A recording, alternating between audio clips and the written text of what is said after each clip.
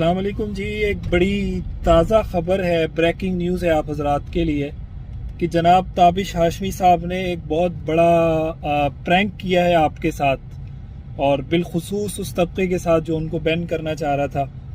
अभी आप उनके हंसना मनाए के पेज पर जाकर वीडियो देखेंगे तो आपको अफसोस भी होगा, थोड़ी सी आपको फ़िक्र भी लाहक होगी, थोड़ी सी तस्दीक और रिसर्च करने की हम सबको आदत भी पड़ेगी। तो ज़रा जाएं हंसना मनाए के पेज पर और वहाँ उनकी वीडियो देखें। उन्होंने एक प्रोमोशनल स्टंट किया है आपके साथ और उन्होंने बताया है कि मैं कहीं नहीं जा रहा, मुझे किसी ने बैन नहीं किया, मेरी किसी बात को अदालत ने जो है ना वो नोटिस में नहीं लिया, मुझे कोई गिरफ़्तार नहीं कर रहा, मुझे किसी जियो ने बाहर नहीं निकाला, मैं हंसना मनाए के सेट पर मौजूद हूँ और ये आपके साथ एक छोटा सा प्रैंक था।